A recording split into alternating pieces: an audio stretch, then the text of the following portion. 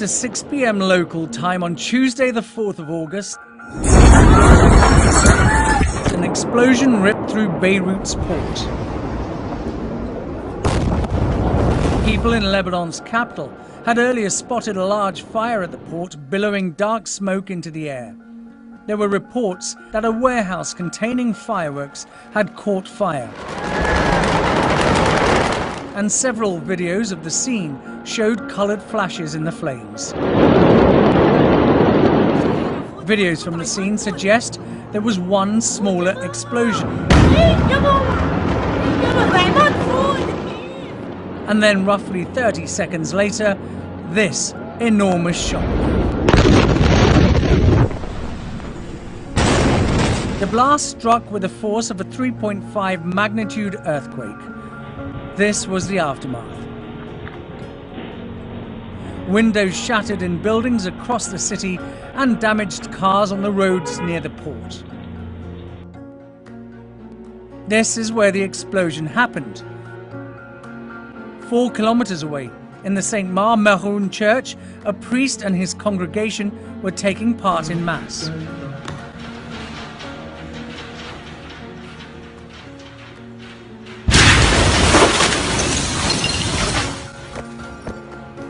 The explosion was caught on camera 11 kilometers away in the Dabia Marina. The blast was so big that it was heard from the mountains. This video from the town of Brumana, 15 kilometers away, shows how far the shockwave reached.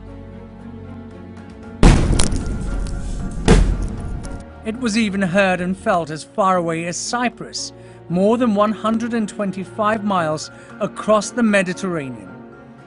Aerial shots show the scale of the destruction of the port. It reportedly housed 85% of Lebanon's supply of grain, which was a strategic food reserve in a country crippled by economic meltdown.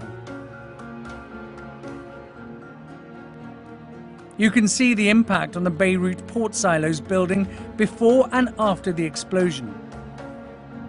Surrounding the silos were corrugated iron and steel structures that have mostly been destroyed. These satellite images reveal the extent of the damage.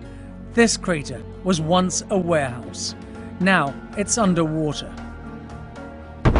The colossal force was caused by the explosion of 2,750 tons of ammonium nitrate, a highly reactive chemical which was being stored unsafely in a hangar on the port.